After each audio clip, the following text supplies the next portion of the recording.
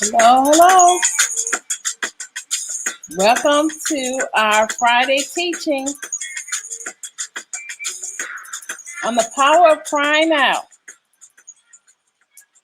you're watching live or you watch the replay, I want to say welcome. My name is Dr. Deborah Taylor. I'm the author, the scribe, and watchman, and the co-founder of the Writers Inkhorn International. I want to invite you into the fifth session, prayer series session on the power of crying out. I'm going to be coming to you from Luke 18, verses 35 through 43. So if you see me looking down, it's because I have my notes here. The power of crying out. Let me tell you, if you've never cried out to God, now is the time. We're in such a season of transition, in a season where things require you to move at a different level. In the book of Exodus, the second chapter, verses 23 through 25, it says, "Now it happened in the process of time that the king of Egypt died. Then the children of Israel groaned because of the bondage, and they cried out, and their cry came up to God because of the bondage. So God heard their groaning, and God remembered his covenant with Abraham, with Isaac, and with Jacob. And God looked upon the children of Israel, and God acknowledged them." When you cry out to God, it opens up an amazing power into your life, into your circumstance. When you cry out to God, it can shift things in a hurry. I'm going to share with you the power of crying out is powerful. When I was a student, I had a roommate. She was from Korea, South Korea. Her church stopped supporting her financially, and we would split the rent every month. And one day I said to her, "How do you get your money when you don't have a green card, so you're not able to work, and your church is no longer supporting you?" So she said to me, she said, "When you go to school, I cry out to God. I cry out to God. And then I go to my mailbox and there's the money that I need." So every month she did this for, I think we stayed together for about, lived as roommates for about 6 months to a year. She never was without paying her part of the rent. She knew the power of crying out to God. So I tried it one day, and I'll have to share that another time, but I tried it. And although my circumstance didn't happen exactly like hers, it worked. I cried out to God, and he answered. In Psalm 50, the 15th chapter, it says, "Call on me in the day of trouble." God tells us to call on him in a day of trouble. We're in a day of trouble, and I will deliver you, and you shall glorify me. So when we call out to God, it's not to call out to him and then turn and do what we had been doing before we called out to him. We call out to him because we want him to deliver us. We want to glorify him. He's going to glorify himself in us as we call out to him. Let me explain to you. If you're in a job that you don't like and you decide, "Hey, I don't like this job," you don't call your friend and cry out to them, because guess what? They don't want to hear you. But if you call out to God, he can shift some things. Luke 18, verse 35 through 43. Just to reset, if you're watching this live or you watch the replay, I want to say welcome. I thank you. I honor you for taking the time out your day to listen to this word about the power of crying out, because it's a very vital word. It will work. The word works if you work it. Luke 18, 35 through 43 says, "Then it happened as he being Christ, was coming near Jerusalem, that a certain blind man sat by the side of the road begging. And he heard a multitude passing by. He asked what it meant. So he can hear people, a lot of feet movement, feet moving, feet movement, feet. A lot of things was moving around him, and he was asking what was going on. And so they told him that Jesus of Nazareth was passing by. And he cried out, saying, Jesus, Son of David, have mercy on me.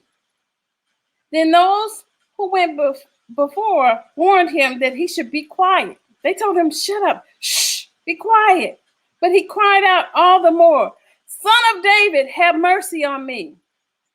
So Jesus stood still and commanded him to be brought to him. And when he had come near, he asked him, saying, what do you want me to do for you? And he said, Lord, that I may receive my sight. I want to go back just a little bit. I want to go back to when he was hearing all this commotion going on. He was hearing all this movement, all these feet.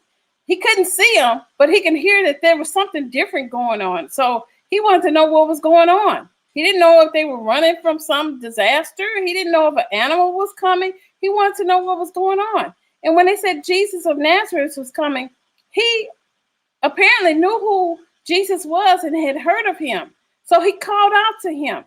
Imagine, he called out to him and they told him, be quiet. So when you're in a situation, you don't like your job, you're talking to your coworkers, you're talking to your family members or your friends, you say, you know, I don't like my job. They don't want to hear it. They say, shh, be quiet. I don't want to hear it. Imagine that. When you're in a bad situation and you want to get out and you're talking to everyone else and you call out to them and you're crying out to them and you're letting them know what's going on. They say, shh, we don't want to hear it. They don't want to hear your problems. They don't want to hear that you don't have the money that you need. They don't want to hear that you're getting evicted. They don't want to hear anything about your marital problems. They don't want to hear that you're single. They don't want to hear that. So what did he do? When he knew that Jesus was coming, he cried out all the more. He cried out louder and louder. They told him to be quiet. Imagine you're in a situation and when you're talking to people about it, they don't want to hear what you have to say. They tell you, shh, be quiet. They don't want to hear it. But when he called out to Jesus, when he cried out to Jesus, when he cried out to him, Jesus stopped. He stopped among all the commotion. He stopped what he was doing. And he went over to the person that was crying out to him. We have to cry out in these days. We have to cry out to him. If you're in a situation where you don't know what to do, you have to cry out to him. You have to cry out for him to come and he will stop and he will hear what you have to say. And be prepared to have a response when he says, what do you want me to do for you? And he said, Lord, that I may receive my sight. He didn't ask for money. He didn't ask for new clothes. He didn't ask to go home to his family. He didn't ask for more friends. He asked for his sight. The one thing he wanted was his sight. Then Jesus said to him, receive your sight. Your faith has made you well. And immediately he received his sight and followed him, glorifying God. And all the people, when they saw it, gave praise to God. So remember, it says in Exodus, when the children of Israel cried out to God, it was for the purpose of glorifying him. When the blind man sat at the road and he cried out to Jesus saying, Son of David, have mercy. And everybody was saying, shut up, be quiet. And he cried out even more. And they would be quiet. Remember, when he stops and he gives you your answer, it is not for you. It's to glorify him. It's so that the people around you can hear of your testimony and begin to praise God as the people did in this chapter right here. So when you cry out to God and he gives your answer, know that it's for his glory. You know, there was a time in my life when I left the state of Virginia and I moved to Tennessee. And before I moved, God had given me a dream. If you leave prematurely, you're going to have to cry out to me. And guess what? About 4 months down the road, I'm in this situation and I'm trying to figure out how to get out of it. And God sent someone to kind of walk with me through the process, but they didn't know what to do. They turned and said to me one day, you need to cry out to God. So one day I cut off everything, phone, everything, shut everything down. And I got on my knees and I cried out to God. I said, Son of David, have mercy on me. And then he put in my spirit, I need you to get up, change your clothes. And he gave me the step-by-step direction in what I needed to do. And to this day, that's how I got to the city of Memphis, Tennessee, because I cried out to God. I was not in Memphis at the time. When I moved to Tennessee, I moved to a whole nother part of Tennessee. But through my crying out to him, he heard me and he answered. And I remember even as a student, when I cried out and I took my roommate's advice and I cried out to him, he answered. He answered. So he answers when you cry out. When you cry out, you're in a desperate situation. When you cry out, you're at your wit's end. When you cry out, no one wants to hear what you have to say. They're telling you to be quiet, shut up. But if you cry out to God, he's going to come and he's going to answer. But you have to be at that point. Sometimes we're too proud. We don't want to hear anything. We think we can do it in our own strength. But when you say, I surrender, and I cry out to you, God, he will hear you.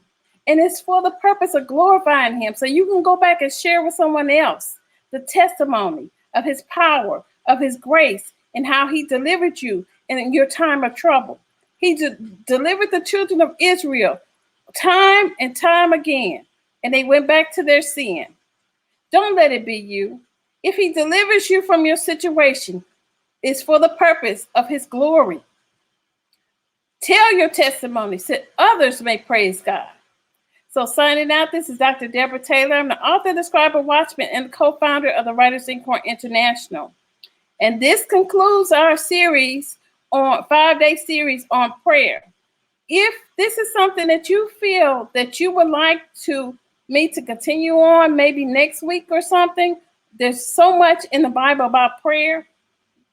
Either like this video,